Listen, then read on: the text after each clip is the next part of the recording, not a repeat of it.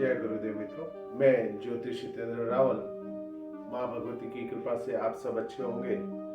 आज हम बात एक नए टॉपिक पे करने जा रहे हैं। उसमें जैसे कोई भी साधक भक्ति करता है या मंत्र जप करता है, तो बहुत सारे ऐसे लोग बोलते हैं कि पूजा में बैठते हैं मेरे को एकदम थकान सी महसूस होती है। कोई बोलता है मुझे उबासी आती है, कोई बोलता है मुझे आंसू आते हैं।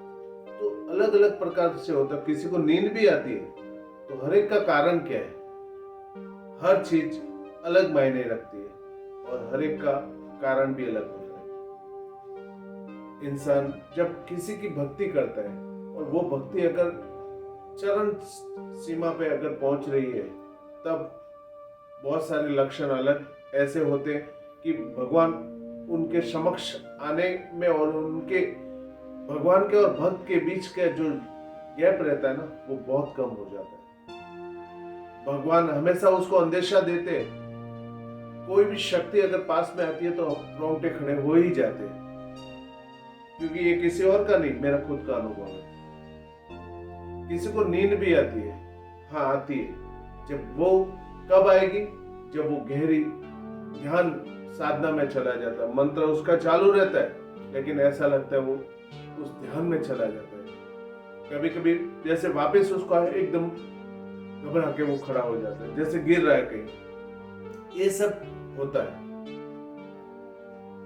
दूसरा, आंसू आना। आंसू कब आता है? जब उसका भाव जो होता है ना, वो एकदम निर्मल होना शुरू हो जाता है। छोटी छोटी बातों का उसको दर्द होता है। किसी को दुखी देख के वो दुखी हो जाता है। उसका जो दिल रहता है ना, वो एकदम नरम हो जाता है, जैसे भावुक जल्दी हो जाना। ये बहुत सारी ऐसी जो चीजें हैं उसके साथ में घटती रहती है। तो ये समझ लेना कि उनमें और भगवान में ज्यादा गैप नहीं रह गया। उसकी भक्ति जो है वो भगवान पर पहुंच रही है। बहुत बार उबासी आती है। उबासी आने का कारण क्या रहता है? उबासी आने का कारण ये होता है कि जब आप पूजा स्थान में बैठते हो या कहीं ऐसी जगह पे भी जाते हो जहाँ पे आपको जाने पे अलग महसूस होता है, उबासी आनी शुरू हो जाती है। जब पूजा में बैठते हो तो उबासी आने का कारण ये होता है कि जो भगवान का अंश मात्र जो शक्ति होती है ना, वो कहीं ना कहीं आपके पास में आके खड़ी हो जाती है। तब आपको उबासी आती है। और जैसे आप कहीं भी दूसरी जगह कहीं भी जाते हो और वहां अगर कोई नेगेटिव चीज है और उस समय आपकी जो शक्ति है वो शक्ति अगर आपके साथ में है, तो उस समय आपको उबासी आनी शुरू हो जाएगी। उसका महसूस कराएगी आपको कि यहाँ पे ये चीजें हैं। हर एक चीज का अलग महत्व रहता है। दुनिया में हर कोई अलग सोचता है। बहुत सारे लोग ऐसे सोचते हैं कि पूजा कर रहा है कि नींद कर रहा है, बार बार उसको उबासी क्यों आ जाती है, झोंके क्यों खा लेता है। लेकिन ऐसा कुछ भी नहीं होता। उसकी भक्ति, उसके मंत्र उसके मन में चलते रहते हैं। ऐसा भी होता है कभी कभी, जैसे हम मंत्र जप कर रहे हैं और बहुत जैसे ऊपर जा रहे हैं और अचानक ऐसा लगता है कि बैलेंस बिगड़ गया, गिरते गिरते बचे, तो अपना शरीर भी जो है ना ऐसे झुक जाएगा, वापस लेवल में आ जाएगा। तो ये सारे एहसास होते हैं क्योंकि ये भक्ति की उस सीमा में जब आप इस अध्यात्म में के लेवल को ऊपर तक पहुंचने की कोशिश कर रहे हो। भगवान आपके साथ में आपको उस चीज तक पहुंचाने की कोशिश कर रहे हैं जहां तक उनकी सीमा तक वो लेके जा सके। आपको इस लोक से ऊपर उठाने की कोशिश करते हैं ताकि जीवन में आप कहीं किसी से पीछे न रहो।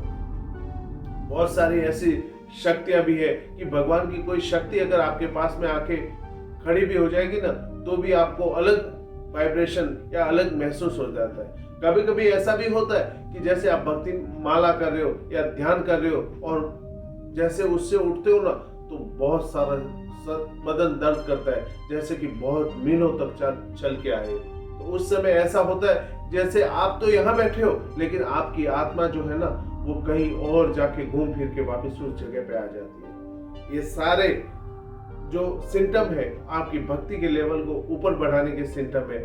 भगवान हमेशा अपने भक्त को अपने प्रिय और अपने लेवल में लेने की कोशिश करते हैं। इसके लिए कहीं ना कहीं ये चीजें हर भक्त के साथ होती है। और भक्ति में जब आप उतरते हो ना तो भक्ति का एक अलग ही एहसास होता है।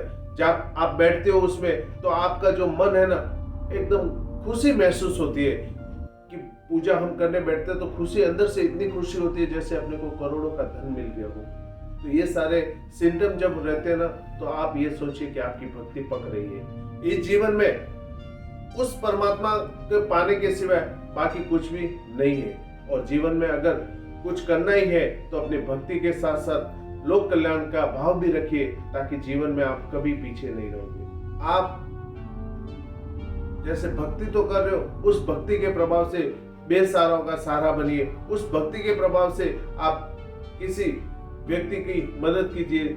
मदद कैसे करनी है, जैसे किसी आपकी भक्ति है, आपने अपनी भक्ति का एहसास आपने नहीं किया हुआ है और उस भक्ति का एहसास कभी कभी आपको होता है। जैसे कि कोई व्यक्ति बीमार है या कोई व्यक्ति को कोई दुष्ट शक्ति ने पकड़ लिया है तो उस समय अगर आप उस भक्ति के प्रभाव से, उस मंत्र के प्रभाव से आप अपने इष्ट या अपने गुरु को याद करके उस मंत्र को कुछ जल लेके उसको अभिमंत्रित करके उस व्यक्ति पे अगर छिड़क लो और उसको पानी पिला दो तो उससे वो ठीक भी हो जाता है। तो ये मंत्र की शक्ति होती है, आपके भाव की शक्ति होती है, आपके विश्वास की शक्ति होती है।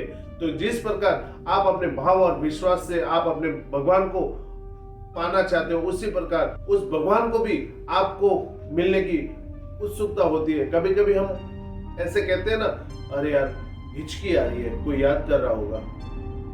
तो ऐसा होता है, रियल में होता है। जब कोई हमें याद करता है तो हमें हिचकी आती है।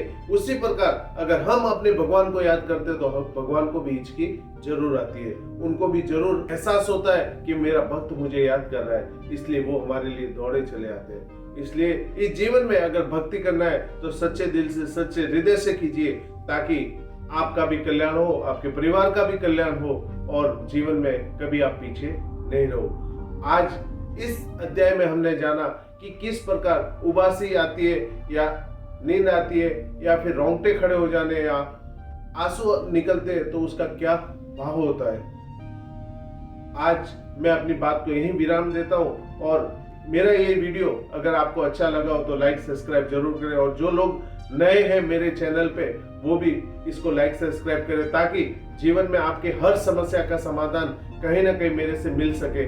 मैं यही कोशिश करूंगा कि ताकि आपकी हर समस्या का समाधान कहीं ना कहीं मेरे भगवान के द्वारा आपका समाधान हो।